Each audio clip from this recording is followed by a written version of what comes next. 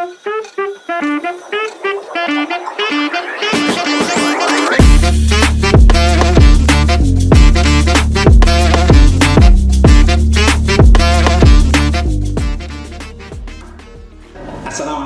warahmatullahi wabarakatuh. Selamat siang, selamat pagi, selamat malam, dan apapun terserah kalian pada saat kalian nonton acara ini di saat siang, malam, atau apapun ya.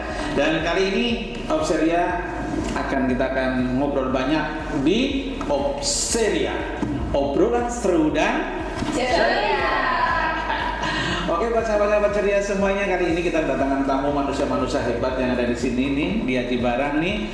Ada paling depan siapa namanya nih? Ocha. Yang ini nih. Ini Tri. Ini siapa nih? Gunawan. Dan yang satu ini? Nino. Oke, buat sahabat ceria kalau pengen tahu nih Mbak Ocha, Tri, dan Gunawan serta Mbak Nino ini, semuanya mereka itu ada dalam satu ranah yang cukup keren di Barang, namanya MPP. Nah, ini yang akan kita obrolin, menarik buat kita nanti semuanya nih. Ini sebenarnya apa sih MPP nih? Ada yang mau ngobrol siapa nih? MPP apa nih? Mas Gun, boleh? Boleh.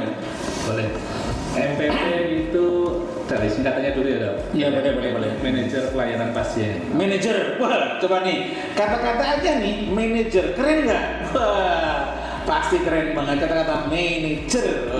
Manajer pelayanan pasien itu kalau sebelum-sebelumnya mungkin namanya case manager, Dok. Case manager. Di akreditasi namanya manajer pelayanan pasien. Oke, sip. Manajer pelayanan pasien ini ya. Ya, sebenarnya kalau kita bicara tentang manajer pelayanan pasien, apa sih sebenarnya tugas dari MPP ini, manajer ini? Mungkin siapa mau gantian nih? Mau Nino apa mau Mbak Tri? Mungkin Mbak Tri. Mbak Tri. Wah, ini masternya nih. Masternya manajer ini. Apa Mbak Tri ini? Oke, terima kasih. Untuk MPP yang tadi dijelaskan oleh Mas Gunawan, manajer pelayanan pasien, kami di sini ditugaskan untuk sebagai perencana. Menjembatani sebagai fasilitator dan advokasi ya gitu ya. Kemudian kita awalnya melakukan asesmen dulu kepada pasien, keluarga serta PPA yang lain. Jadi fungsinya kami ini untuk menjembatani antara pasien, keluarga, petugas kesehatan atau PPA, profesional pemberi asuhan yang ada di rumah sakit. Jadi sekiranya ada yang perlu didiskusikan bersama untuk mencapai suatu solusi bersama, makanya kita di sini harapannya bisa memiliki kemampuan untuk problem solving ya. Wih, keren banget nih problem solving. Ada beberapa titik yang sangat perlu kita pahami. Satu, menjembatani. Yang kedua, problem solving. Kalian tahu nggak nih yang namanya jembatan? Jembatan itu harus kuat loh. Harus kuat. Kalau jembatan nggak kuat dilewatin apa? Betul. Nah, bagaimana nih caranya untuk memperkuat jembatan ini bagi Mbak Nino coba? Ya, selain harus kuat juga siap diinjak-injak. Sangat tepat nih. Jembatan kan dilewati nih, injak-injaknya aja harus kuat. Ya, maksudnya gimana Mbak Nino? Ya, maksudnya saya itu sebagai jembatan berarti kita harus siap menjadi pembantu umum. Wow. Ya, sebagai pasien itu kalau masuk ke rumah sakit kan nggak ada pelajarannya tuh masuk jadi pasien. Jadinya mereka itu memang butuh kayak guide gitu ya. Oh gitu ya. Jadi antara kita memang posisinya di tengah, jadi memperkuat antara hubungan dengan pasien dan dengan PPA seperti dokter, bidan, perawat atau pemberi pelayanan lainnya. Tentunya kalau untuk memperkuat kita memang harus yang pertama ya memang harus terus belajar nih dengan kita kata dokter Igun tahu dari mengetahui dari segala gitu ya. Kita berusaha jadi kita memposisikan oh iya kalau dokter seperti ini dari perawat atau bidan seperti ini dan kita harus memiliki komunikasi yang baik tentunya gitu ya. Pasien dan PPA. Jadi ini lengkap nih. Jadi pribadi MPP itu harus lengkap ya, mempunyai kemampuan jembatan yang bagus. Artinya apa?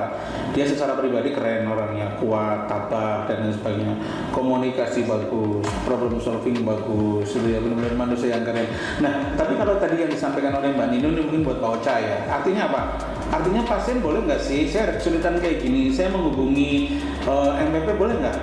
Boleh ya. Memang kita itu menjadi pembela seperti itu ya. Jadi ketika pasien itu berada di rumah sakit, dia kan tidak punya orang yang mengetahui posisinya. Ini MPP. Jadi kita memberikan pelayanan tapi tetap tidak melupakan bahwa tetap harus ada kendali untuk kendali biaya di situ. Jadi gitu. mutu ke pasien tetap tercapai, pasien mendapatkan haknya, pasien mendapatkan layanannya, tetapi dari segi rumah sakit juga tidak ada kerugian yang didapatkan. Tetap margin positifnya harus ada gitu ya. Nggak boleh itu pengeditan, tapi ternyata pelayanannya di-cut, mutunya di-cut, itu nggak boleh. Jadi tetap Oh, gitu mendapatkan ya. haknya, pelayanan terpenuhi, mutu tercapai, tetapi tetap margin. Jadi MPP itu menjaga quality ya, quality control gitu ya, quality control. Loh, dalam hal ini mungkin Mbak Tri di Aji Barang ini MPP itu ada, berarti kalau aku dirawat amit-amit ya, aku pengennya sehat terus ya, saya pengen menghubungi MPP, ada nomor-nomor nih di ruangan berarti ya? Ada dokter. Ada. Ada. Oh, berarti kita bisa hubungi. Oh, saya pengen ini telepon apa? Jadi ini tolong dokter ada ini. Oh, berarti bisa ya? Bisa, kita sudah ada nama-namanya. Kita kan sudah dibagi area, kita berempat nih dok. Saya, Mas Gunawan, Mbak Nino, Mbak Ocha, kita berempat ada areanya. Kita sudah gampang nih, foto kita dan nomor HP kita. Jadi ketika ada pasien atau keluarga membutuhkan kita untuk terkait dengan apa yang ingin ditanyakan, bisa menghubungi nomor kami, sudah tersedia di areanya kita masing-masing. Wah, keren nih ya. Buat para pelanggan di RSUD Barang, jangan khawatir. Anda kesusahan kayak apapun ada di MPP. Dan untuk menghubungi mereka nggak susah kok. Tinggal lihat di tembok ada nomor HP yang bisa dihubungi, dan itu ada nomor-nomor yang silakan klik aja. Kalau nggak ada dihubungi, wah ya, insya Allah mereka cepat datang. Tapi di sisi yang lain nih, sebagai MPP yang saya pikir cukup keren ya begini ya, Mbak Ocha atau siapalah yang ada di sini. Tadi dikatakan ya ada suka dan dukanya gitu. Kita bicara tentang sukanya dulu lah. Sukanya itu apa sih menjadi seorang MPP? Bahagia nggak menjadi seorang MPP? Bahagia pasti. Bahagia. Ya, kalau sukanya itu ketika kita berhasil menjadi fasilitator. Jadi ketika misalnya nih pasien itu bermasalah, dia itu kesulitan untuk bisa mengetahui bagaimana kondisinya atau kesulitan tentang pembiayaan. Nah, ketika kita bantu, pasien merasa puas dengan pelayanan yang kita berikan, pasien terima kasih gitu, itu udah kayak penghargaan yang luar biasa. Artinya kebaikan yang kita berikan itu memberikan sebuah ranah kebahagiaan buat kita ya. Keren banget ya buat para MPP. Kalau bagi Mbak Nino apa itu? Kira-kira ada bahagia kayak gitu? Ya, sama seperti Mbak Ocha, tambahannya alhamdulillah jadi banyak saudara ya. Betul. Karena kita keliling-keliling. Iya. Jadi ada pasien juga, jadi kalau di pasar Mbak gitu, ternyata memang mereka membekas juga. Terus sama seluruh karyawan kita karena sering keliling jadi tambah silaturahmi dengan Jadi silaturahminya semua. Wah, ternyata sungguh keren sekali buat teman-teman semuanya. Ini sekali lagi nih, ini ada part 2-nya nih, ada part 2-nya ya, ada part 2-nya. Kita akan ke tentang MPP. Tapi yang jelas untuk menjadi seorang MPP dari obrolan mereka ini satu kata nih, asik atau tidak? Asik. Ya. Ternyata jadi seorang MPP adalah satu hal yang mengasihkan, tapi ingat, untuk menjadi seorang MPP dibutuhkan SDM yang hebat, SDM yang profesional. Tadi seperti kata Mbak Nino, dia harus mempunyai karakter yang bagus, jembatan yang kuat, ya. Kemudian mempunyai kemampuan komunikasi yang bagus, ya, public speakingnya harus bagus, dan yang ini harus mempunyai problem solving yang bagus. Sungguh nih orang-orang yang keren, dan sekali lagi kasih tepuk dong buat diri kita sendiri.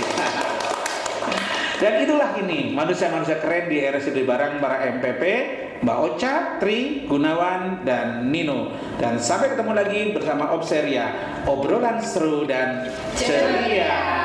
Assalamualaikum warahmatullahi wabarakatuh.